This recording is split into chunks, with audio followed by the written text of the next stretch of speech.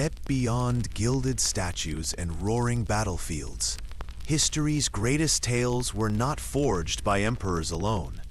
They were scratched into Roman slum walls, whispered in Viking longhouses, and carried in the bones of those who lived and died in the shadows of legend.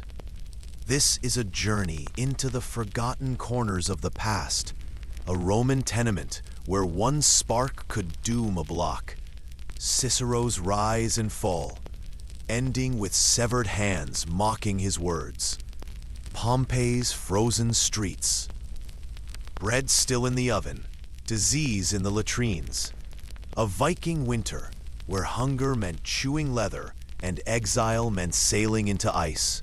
From the stench of Rome's insulae to the smoke of Norse halls, these are stories of survival, not of empires, but of the people who built them, endured them, and were crushed by them.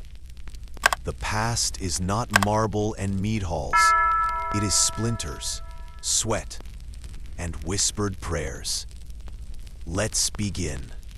Imagine its dawn in 1st century Rome, the largest city in the world at the time.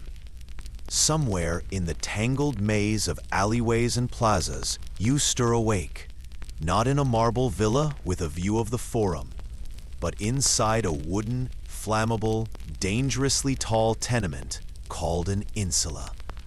You live on the 6th floor, which was the worst. Rent was cheaper the higher up you went, because there was no running water, no latrines, and no access to the small courtyard below, where more fortunate neighbors might collect fresh water from a public fount. There is no chimney in your room. You cook with a small clay stove called a fornaculum, but you haven't dared use it in weeks. Fires are too common. Entire blocks of Rome have burned in the past. In fact, the Great Fire of 64 Common Era started just like this, in a cramped shop or tenement kitchen, and Emperor Nero blamed the Christians for it to divert suspicion. The walls are paper thin, made of poorly fired bricks and cheap mortar. You can hear everything. The coughing of an old man down the hall, the wet chewing sounds of rats in the beams, the groaning timbers above you as someone walks across their floor. Sometimes, entire buildings collapse under their own weight, another common cause of death. The air smells of smoke, urine, sour wine, and garum, the fermented fish sauce used in nearly every dish. This scent clings to your clothes, your hair, your walls. Beneath your window, people empty their chamber pots directly onto the street, despite laws forbidding it. No one really cares. The city lacks enough sanitation workers. Your neighbors might shout "cave in" as they do it, if you're lucky. If not, you risk being splashed on your way to the bakery. You step outside. It's still early, but the street is already alive. Street vendors shout over each other, selling bread, onions, and wilted greens. Prostitutes, beggars, and thieves mix freely. A blind flute player sits cross-legged, ignored, as stray dogs pick through refuse. Your destination is the public latrine, 2 blocks away. It's a stone bench with open holes. No privacy, just rows of strangers relieving themselves shoulder to shoulder. If you're lucky, there's still water running beneath to carry waste away. Otherwise, it pools and reeks. There is no toilet paper.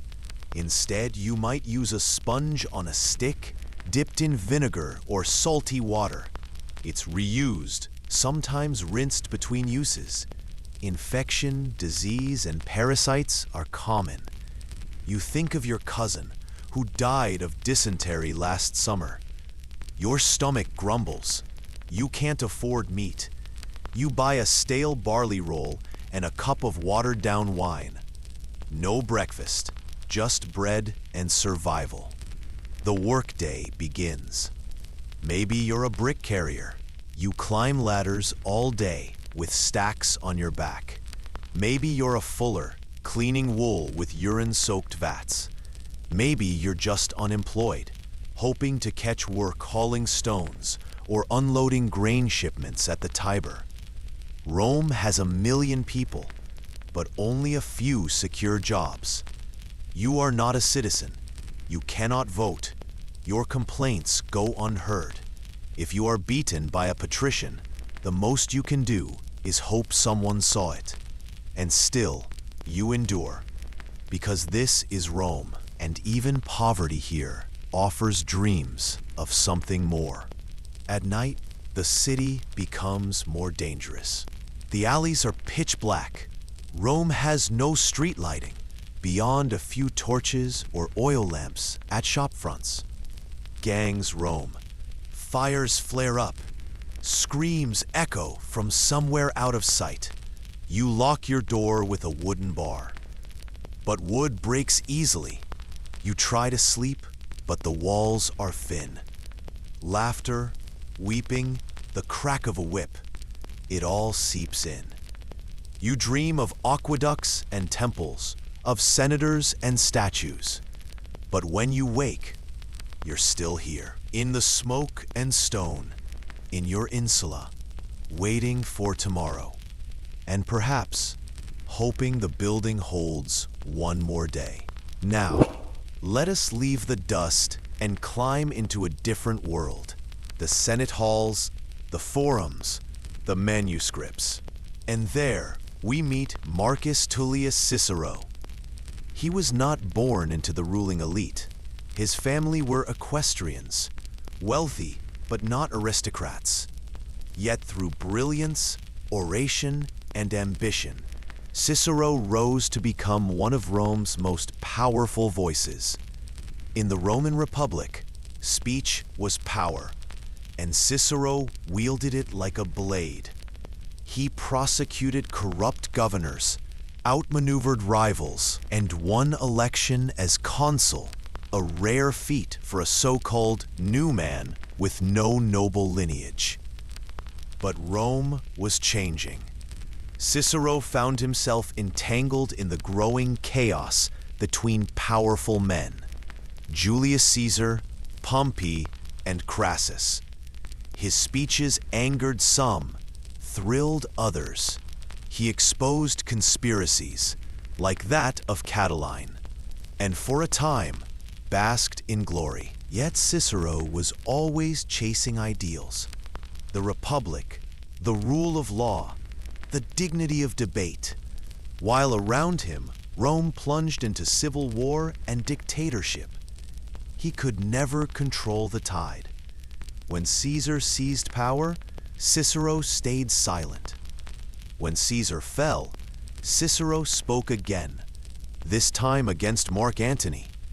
He wrote the Philippics, fierce criticisms that painted Antony as a tyrant. It would be his undoing. In 43 before the Common Era, at the request of Antony, Cicero was declared an enemy of the state. He tried to escape, but was declared an enemy of the state at Antony's request. He failed to escape. Soldiers found him by the sea. They cut off his head and hands, displaying them in the Forum, the execution of a man who once ruled with words. The voice of the Republic fell silent. The empire was coming. The brilliant orator, caught between ideals and bloody politics. Let the noise of the tenement fade. Let the flickering torchlight dim. We drift now to a different Rome, one of Senate halls and marble columns, of togas and carefully chosen words, where the fate of the Republic was balanced precariously on the edge of ambition. Born in 106 before Common Era, Marcus Tullius Cicero was not of noble blood. He was from Arpinum, a small hill town, far from the grandeur of Rome. His family belonged to the equites, the knightly class, wealthy enough to afford education, but outsiders in the eyes of the old aristocracy. From a young age, Cicero devoured philosophy and rhetoric. He studied in Rome, in Athens, in Rhodes. His voice was his weapon. Unlike others, who rose through family ties or military conquest, Cicero carved his path with logic, clarity, and brilliance. He once said, "If you have a garden and a library, you have everything you need." In 63 before Common Era, Cicero reached the pinnacle of Roman politics, consul of the Republic, the highest elected office. He had no powerful army behind him, no bloodline of Caesars, just words. And Rome had never seen anything quite like him. That year, he faced the Catiline conspiracy, a plot by a disgraced aristocrat to overthrow the Republic. Cicero exposed the conspiracy in a dramatic series of speeches, now known as the Catilinarian orations, delivered in the Senate with thunderous passion. His words saved the city, at least for a time. But Rome was changing. Ambition swelled like a flood. The Republic, weakened by corruption, began to rot from within.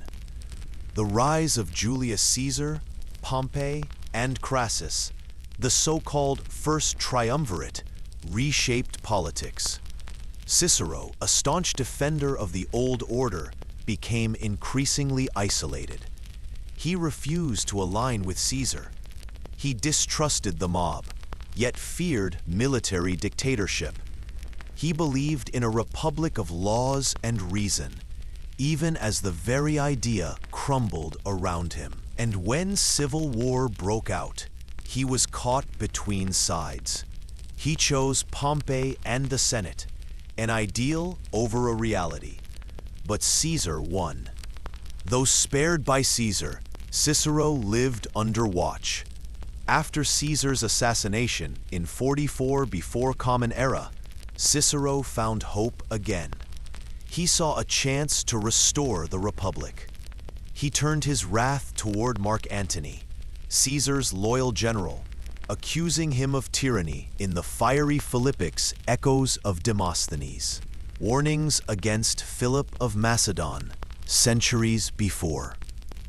It was bold, it was brilliant, it was fatal. In 43 before Common Era, the Second Triumvirate, Antony, Octavian, and Lepidus, took power. And one of their first acts was to draw up lists of enemies. Cicero's name was on them. He tried to flee, but was caught along the coast. As the assassins approached, Cicero didn't beg. He bared his neck and accepted his fate. They cut off his head and hands, the tools of his trade, and nailed them to the rostra in the Forum, where he had once held Rome spellbound. And yet his voice echoes still. His letters and speeches, his philosophies on duty, law, and friendship have survived the centuries. His dream of a republic based on wisdom and justice may have failed, but his ideas helped inspire others in Renaissance Florence, in revolutionary France, even in the drafting of constitutions. Pompeii's lost recipes and latrines, archaeological insights into eating, cleaning, and surviving. The bustling streets of Rome fade once more. We travel south now, to the shadow of Mount Vesuvius, to a city that time tried to erase, Pompeii. Buried in ash on a summer day in 79 Common Era, this Roman town was frozen, caught mid-step, mid-meal, mid-thought. It was a city where the ordinary became eternal, where even the stains on tavern walls, the shape of bread loaves, and the contents of a latrine have something to say. Let's begin in the kitchen. In Pompeii, most people didn't have one. The insulae, The same cramped tenements often had no cooking areas. Fire was dangerous, and the space was limited. So ordinary people ate out. All across Pompeii were thermopolia, ancient Roman fast food joints. They had stone counters with sunken jars to keep food warm. Soups, stews, lentils, fish in pungent sauces. Archaeologists have recovered carbonized loaves of bread, still bearing the stamps of the bakers who made them.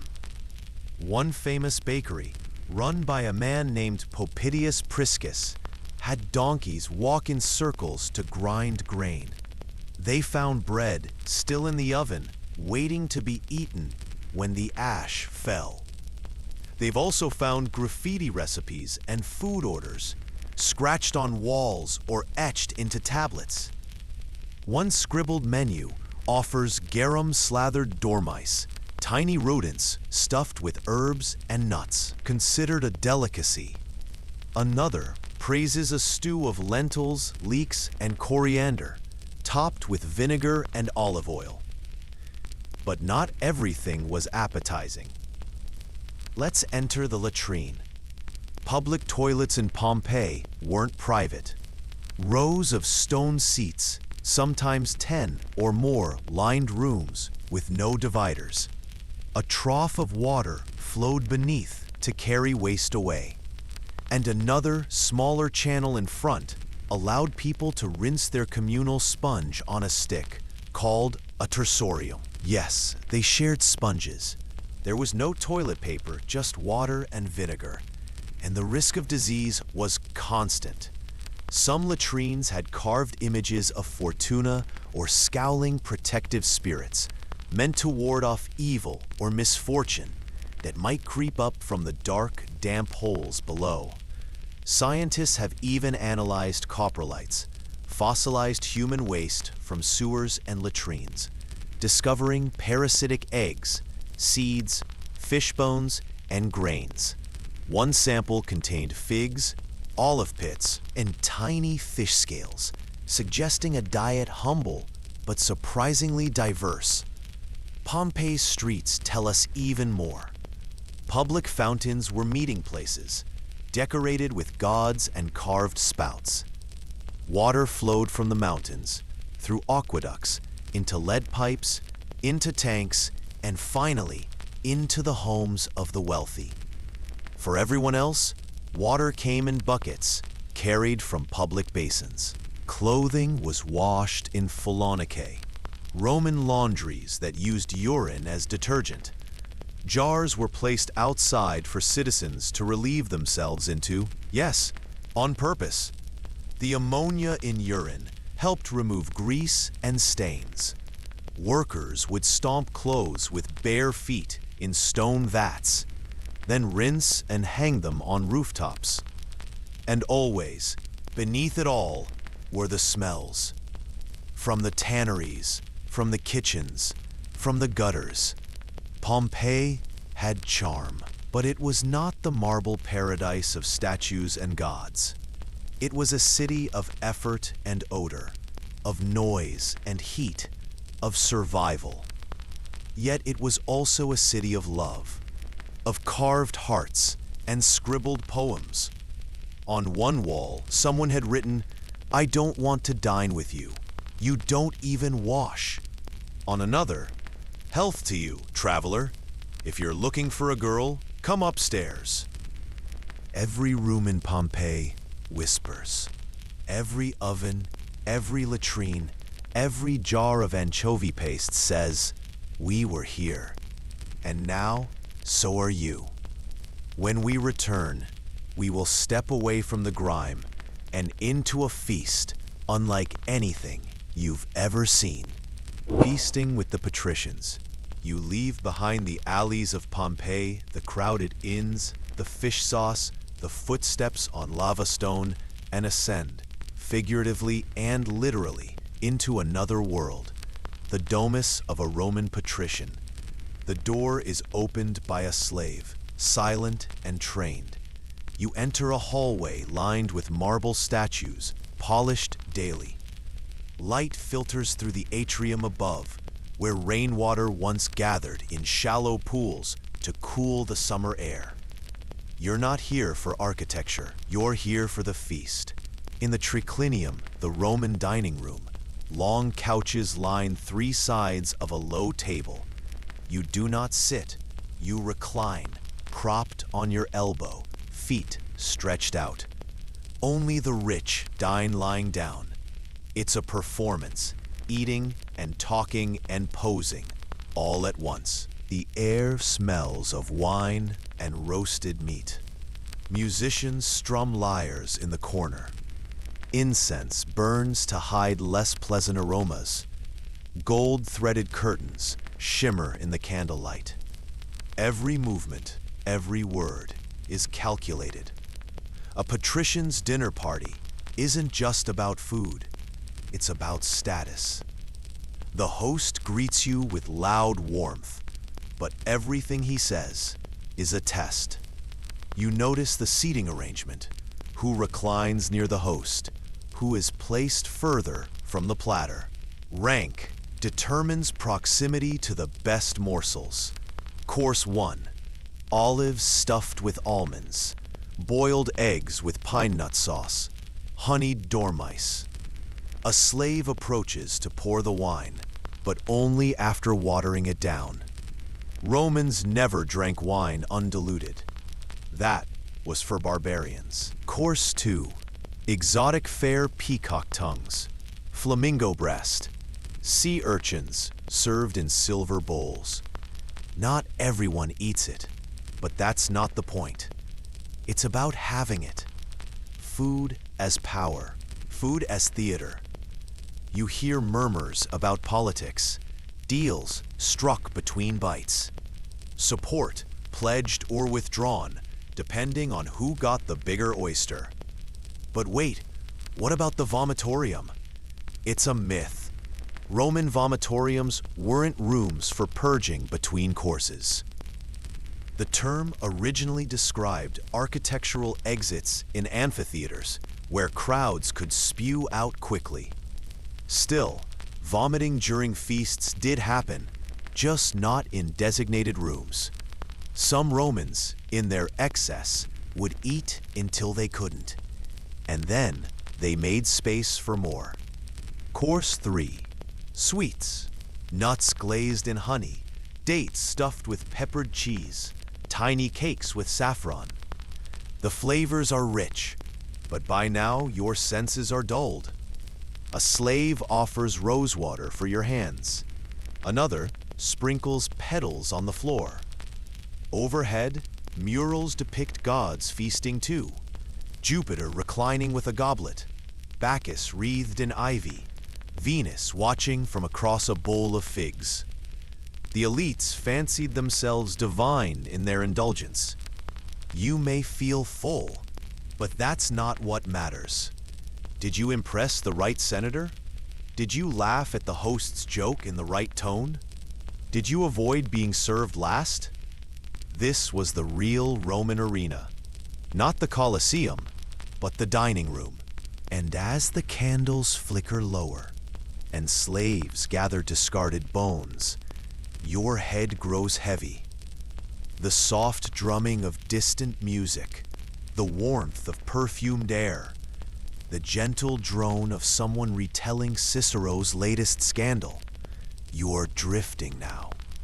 From the top floor of a burning insula to the ash-covered kitchens of Pompeii, and now among the silk pillows of Rome's rich and powerful, you've walked the forgotten streets of an empire. Let the marble silence take you. Let history lull you. The empire behind the illusion. As you lay back and the sounds of ancient Rome fade into quiet memory, you might wonder, what truly held this empire together?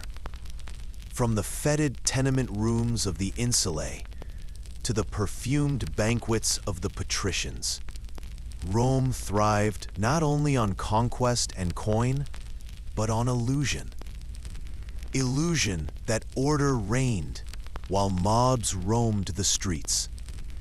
Illusion that the gods blessed the emperor, even as plagues spread and roofs caved in. Illusion that your place, high or low, was part of some divine balance, some grand plan inscribed in marble. It was illusion that turned Cicero's eloquence into something larger than politics. It made ideals sound real, even when daggers were being drawn behind his back. It was illusion that Pompeii's baker woke to each day, selling loaves near the shadow of a volcano, trusting the rhythms of the market more than the mountain. It was illusion that made the elite feast not for hunger, but to prove they could to others, and maybe to themselves. A performance repeated nightly with fresh peacocks and wine-stained lies. And it was illusion that gave Rome its greatest strength, the ability to convince millions from Britannia to Judea that they were part of something eternal, a civilization made of gods, marble, roads, and law. But peel away the gilded statues, and Rome was human, flawed, tired, clever, cruel, brilliant, hungry, fearful, hopeful. Much like we are now. As you fall asleep, imagine the soft echo of sandals on stone, the fading smell of oil lamps, quiet closing of a tenement door in the night. History, after all, is not only made by emperors and generals, but by the millions who lived ordinary lives beneath their gaze, washing their clothes, baking their bread, sweeping their thresholds, whispering their prayers. The empire may be gone, but the illusion and the stories remain. Why it sucked to be a Viking farmer in winter. Frozen huts, dried fish, and pagan prayers. Forget the glint of axes and the roar of longships cutting through sea spray. That was only one season of the Viking world, and often the shortest one. The real challenge, the true test of Norse endurance, wasn't on the battlefield or foreign shores. It was winter. Long, dark, merciless winter. Picture it. The last leaves have fallen from the birches, and the first frost has crawled its silver fingers across the earth. The fields, once alive with barley and flax, are now brittle and dead, buried beneath drifts of snow that won't melt for months. The fjords begin to freeze. The sun no longer rises. It just hovers weakly on the horizon for an hour or two before giving up, swallowed by the night. For the average Viking, who was more likely to be a farmer than a fearsome raider, this was the beginning of a season not of conquest, but of survival. Life on a Viking farm in winter was brutal, raw, and unglamorous. The longhouses, thick wooden structures with thatched or turf-covered roofs, offered shelter but not warmth. Smoke from the central hearth curled up into the rafters, blackening everything with soot. There were no chimneys, only smoke holes, and if the wind shifted, the smoke poured back in, choking the room and stinging eyes. Still, it was better than the alternative, freezing to death in the night. People lived packed together. 3 generations of a family, servants, sometimes animals, all under one sagging roof. The air stank of unwashed bodies, wet wool, burning peat, and boiled fish. And forget privacy. If one person got sick, everyone did. Coughs echoed like war drums in the night. Their food? Whatever they had preserved before the snows came. That meant dried fish, endless racks of it, salted and shriveled. hung like ghostly banners from the ceiling beams. If you were lucky, there might be some cured meat, butter buried in clay, or flatbread stacked under linen. But by January, hunger became a constant companion. Children were told to chew slowly and to be grateful. Nothing was wasted. Sour milk became cheese. Old bones were boiled into broth. Even the feet of sheep were stewed. The gods help you if your food ran out before the snow thawed. Starvation wasn't some rare tragedy. It was a real possibility, especially after a bad harvest or a storm-damaged storehouse. And speaking of gods, yes, the prayers came often. When the snow buried the roof and the wolves howled at the edge of the forest, Viking farmers turned to their gods, not for victory, but for mercy. Thor was called upon to hold the skies and keep lightning away from the granaries. Freyr, the god of fertility and harvest, was begged to protect the dwindling stores of grain. At Yule, deep in December's darkest hours, farmers would pour ale over carved wooden idols, whispering old chants, sometimes sacrificing animals, sometimes more. They believed that if they honored the old ways, the cold might not claim their children. But prayer wasn't enough. Daily life required constant effort. Every day began before dawn, if such a thing even existed in those dark weeks, with chores that couldn't be postponed. Firewood had to be chopped and dragged from deep snowbanks. Water had to be carried from wells or streams, often frozen solid. Outhouses? Frozen blocks of ice. Anyone needing to relieve themselves often did it indoors, into crude chamber pots that were then dumped into piles in the yard, turning into fetid ice heaps that reeked in the brief thaws. The animals, too, suffered. Cows and goats were crowded into stables, breathing the same choking air, producing less milk and often growing sick. Farmers slept lightly, listening for the cough of a horse or the silence of a hen. A dead animal meant less food, less labor, and another winter worry. And then there was the isolation. For months, you might not see anyone beyond your immediate kin. Travel was dangerous. Snowstorms could erase trails. Ice could crack underfoot. Letters didn't exist. Messages were word of mouth, and most news traveled only when the snow finally melted. So what did they do in all that silence? They told stories. After the last chores were done, families huddled close to the hearth. Grandparents recited old sagas, the epic tales of Odin's wanderings, of Loki's tricks, of the world serpent slumbering beneath the sea. Children carved wooden toys or listened with wide eyes.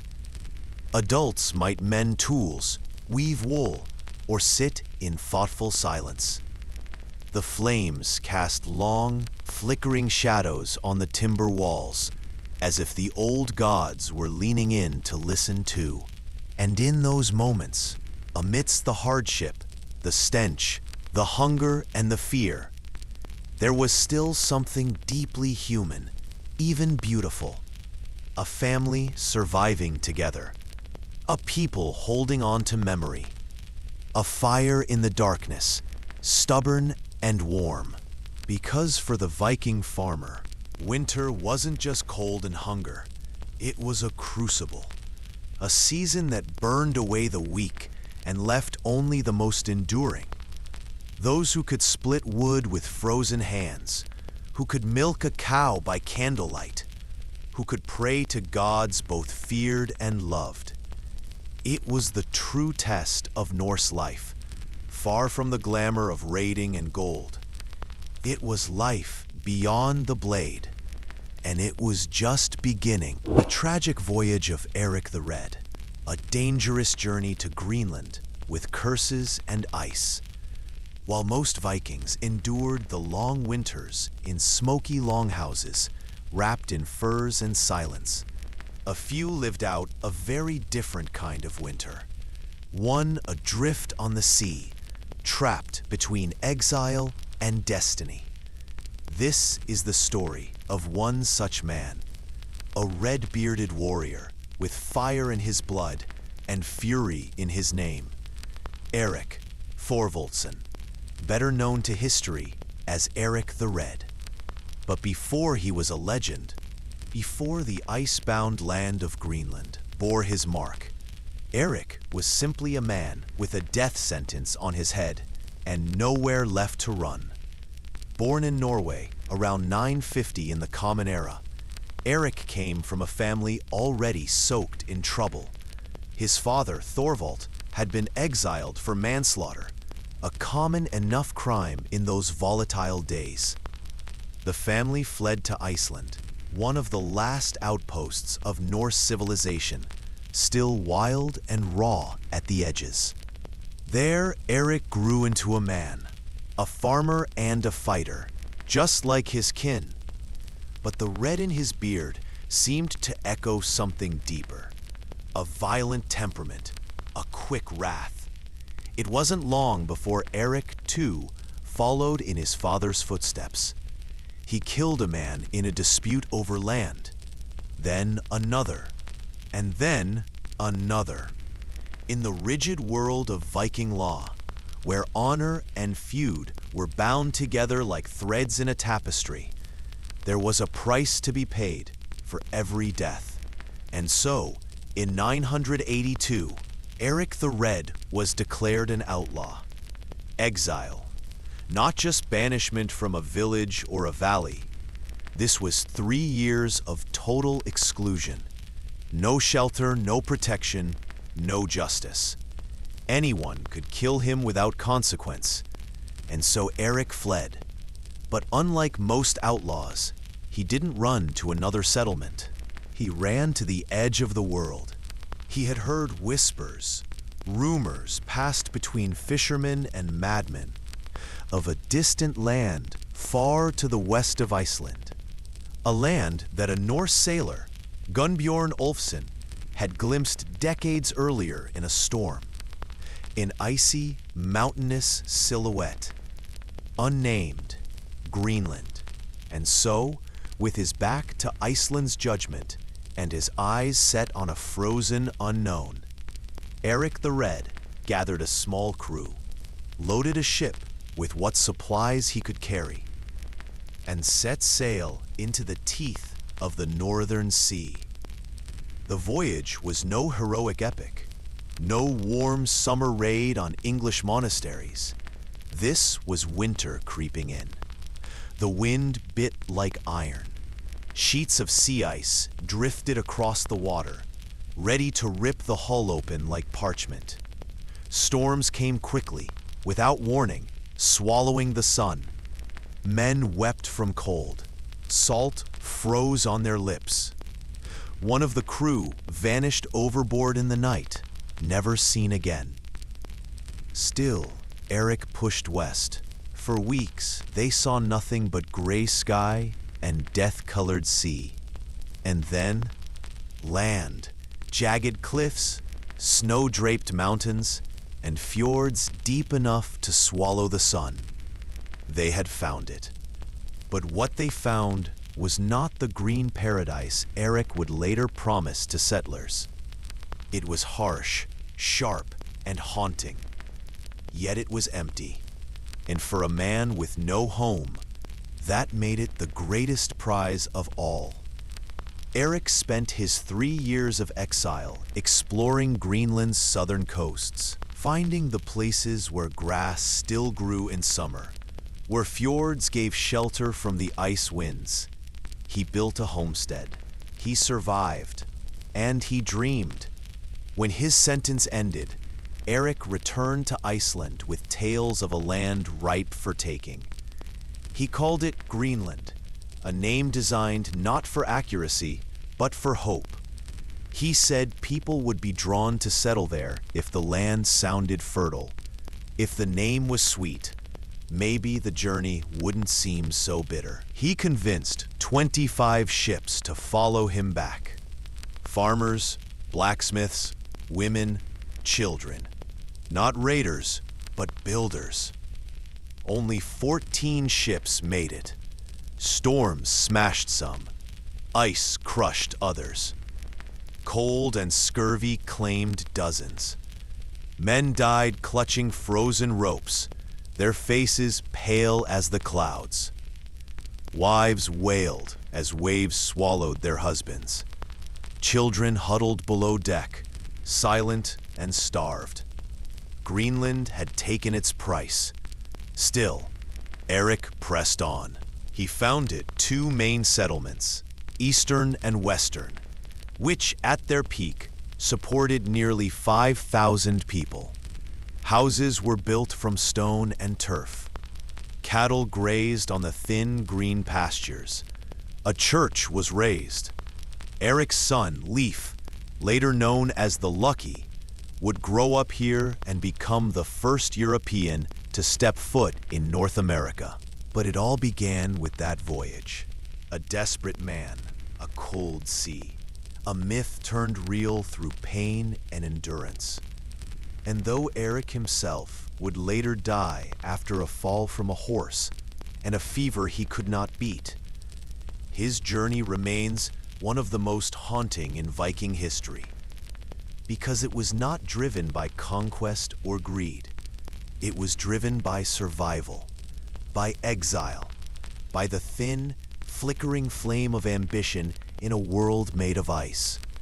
And if you stood on the coast of Greenland today, in that same wind, and you listened close, you might still hear the creak of a ship's timbers and the voice of a red-bearded man cursing the sea, daring the gods to stop him. They didn't. Unraveling the Oseberg burial, ship burials, grave goods, and the mystery of the two women, buried in the soil of Norway lies a ghost ship. Not adrift on the sea, but entombed beneath the earth for over 1,000 years. Its timbers creaking no more, but whispering all the same. It is called the Oseberg ship. Discovered in 1904 by a farmer near the Oslo fjord, it remains one of the most extraordinary archaeological finds in Viking history. Not because of its size, or even its age, but because of the story it refuses to tell fully. Because of the women it carried into the next world. But to understand the Oseberg burial, we need to understand death in the Viking Age. To the Norse people, death wasn't an end. It was a journey. And like all journeys in their world, it required preparation. For the elite, for those of power, status, or spiritual significance, the dead were not simply buried. They were launched. Sometimes literally. Ship burials were among the most lavish and sacred forms of farewell. The vessel, real or symbolic, was a passage across the boundary between the worlds. It might be set ablaze at sea or buried on land, covered in stones or earth, like a womb for the next life. The grave goods, tools, jewelry, sacrificed animals, and more, were not mere decoration. They were luggage for the afterlife. And no burial embodies this ritual like Oseberg. The ship itself was a masterpiece. Sleek, nearly 22 meters long, its curled prow carved with interlacing serpents and gripping beasts, each detail a hymn to craftsmanship. It had once sailed, there's no doubt. But by the time it was lowered into the ground, around 834 AD, it had become something else, a sacred vessel for the dead. But the greatest mystery lay inside. Two women, laid to rest side by side. One, older, perhaps in her 70s. The other, younger, around 50. Both dressed in fine wool and silk, dyed with rare colors, their garments adorned with ornate brooches and embroidery. Around them, an astonishing array of grave goods, sledges, beds, carved wooden chests, kitchen tools, spindles, a loom, even a richly decorated cart, its wheels designed for procession, not practicality. There were animals too, 15 horses, 6 dogs, 2 cows, all sacrificed, their lives traded for the journey to the beyond. But who were these women? That question has haunted scholars for over a century. Some believe the elder may have been a queen or a noblewoman, possibly Åsa, the grandmother of Harald Fairhair, the first king to unite Norway. A woman of legendary status, whispered about in the sagas. Others suggest she was a vulva, a seeress, a female shaman who communed with the gods. The presence of a staff and certain herbs among the grave goods hints at ritual practice, at magic. And the younger woman? Perhaps a servant, or perhaps something else. A lover, a daughter, a fellow priestess. We will likely never know. The grave had been looted centuries earlier. Much of the treasure was gone, and yet enough remained to paint a picture of astonishing opulence. Carved animal heads of grotesque beauty. A tapestry, rotted by time, but still bearing faint threads of what seemed to be a ceremonial procession. Symbols of status, of power, of mystery. And what's most striking is that this was not a warrior's grave. No swords, no armor, no shields. This was something different, something spiritual. It forces us to confront the biases we often hold about the Vikings, that they were only axe-wielding men of war. But the Oseberg burial shows another face, one of art, faith, and women of immense importance. It tells us that the Norse world was layered, symbolic, and deeply ritualistic. That power was not only held by those who fought, but also by those who guided, who prophesied, who ruled from within. And the ship, oh, the ship. She remains hauntingly beautiful, even now, her dark wood preserved in climate-controlled reverence at the Viking Ship Museum in Oslo. Visitors stand before her in silence, feeling the weight of time. She is not just an artifact. She is a relic of a belief system, of a cosmology where death was not feared, but embraced with ceremony. In Viking lore, the dead who lived honorably would go on to Valhalla, or Folkvanger, or other realms ruled by gods like Odin or Freya. They would feast, fight, and live forever in halls brighter than any longhouse. But to get there, the soul had to cross, and that is what the Oseberg ship was. A bridge between worlds, between what was and what might be. So next time you picture a Viking funeral, remember this. It may not be the roar of flames on the water you hear, but the soft rustle of silk, the faint rattle of cartwheels, the clink of amber beads on wool, and 2 women, unknown but unforgettable, sailing slowly into eternity. A night in the longhouse of a Viking jarl, mead, riddles, and elite rituals by firelight. The cold has swallowed the world. Outside, the snow lies deep, drifts pressed against the longhouse walls like frozen waves. The fjord beyond is sealed in ice, and the sky is a canvas of stars and blackness. The sun rises late, and barely lifts above the mountains before it fades again, leaving the land in near perpetual twilight. This is the dead of winter in Viking Scandinavia. But inside the longhouse of a powerful jarl, the night is very much alive. The longhouse is more than shelter. It is the center of power, ritual, and memory. It's a place of warmth and strategy, of blood oaths and whispered politics. Tonight, like many nights in the long winter season, the community has gathered here not just to escape the cold, but to preserve the flame of culture, of connection. The longhouse stretches like the body of a ship turned upside down, timbers high and curved, dark with soot and years. The walls are hung with woven tapestries, symbols of protection, mythic beasts, the stories of great ancestors. Smoke curls from the central hearths, rising through the smoke holes in the roof beams. The scent is thick: wood smoke, roasted meat, fermented honey, and sweat. It clings to the skin and clothes and hair, marking everyone inside with the smell of survival.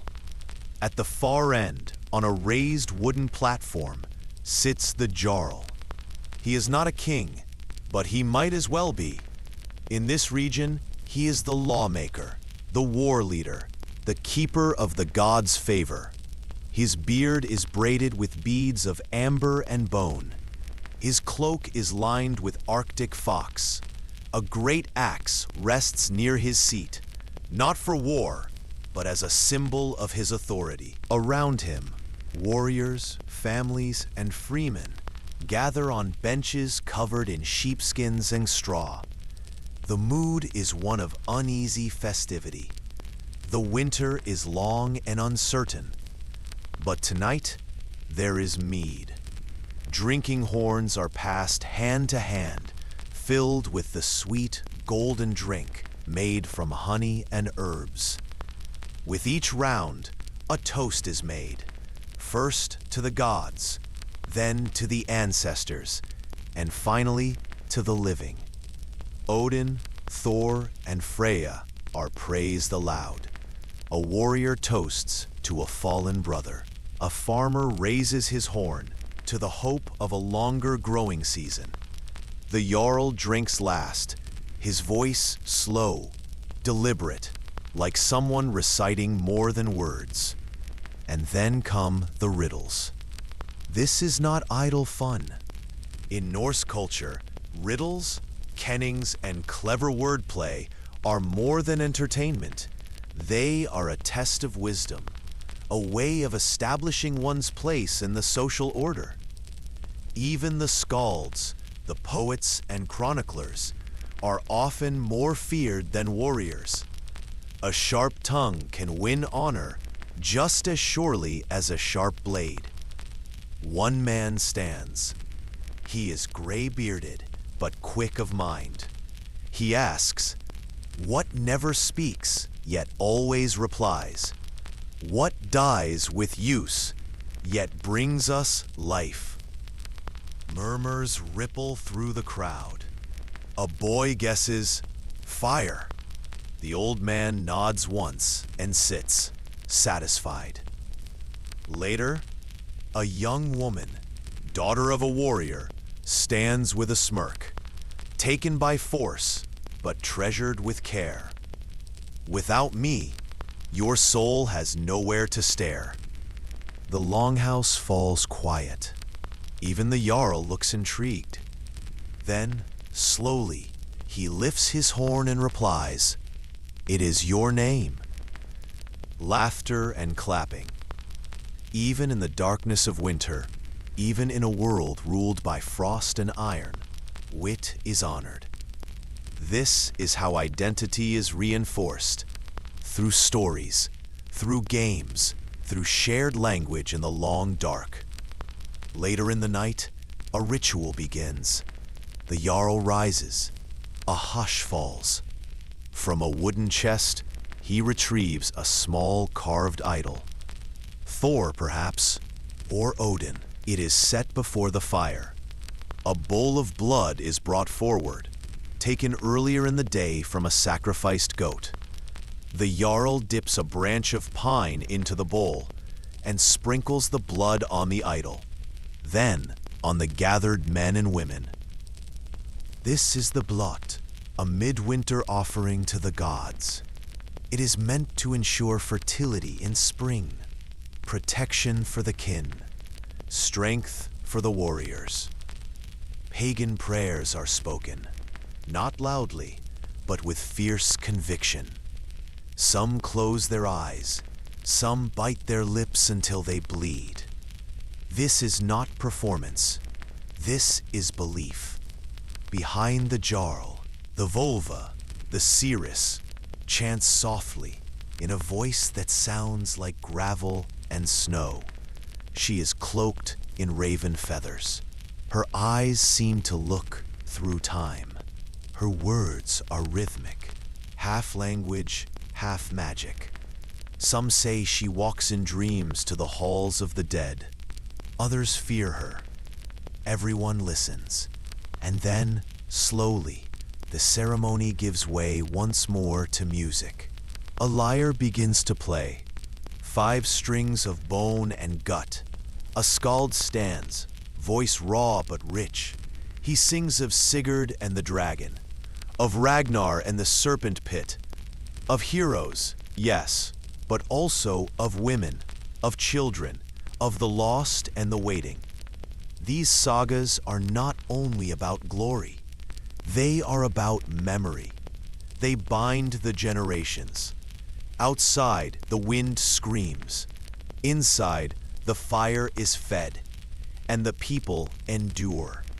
They will do this again tomorrow, and the next day, for as long as the ice lasts. They will share stories, songs, and silence. They will mend tools, teach their children the old ways, plot summer raids, and debate marriage alliances. They will survive not through violence, but through ritual, through rhythm, through warmth. In the Viking winter, strength was measured not only by the sword, but by the ability to hold your people together in the dark. And so, when we imagine the Norse, let us not only think of them standing at the prow of a longship, let us also picture them here, in the longhouse, a place of smoke, bone, and story, a place where history was sung into memory, where gods were fed with blood and breath, where the hardest battles were fought not on icy shores, but in the quiet war against isolation, starvation, and time itself.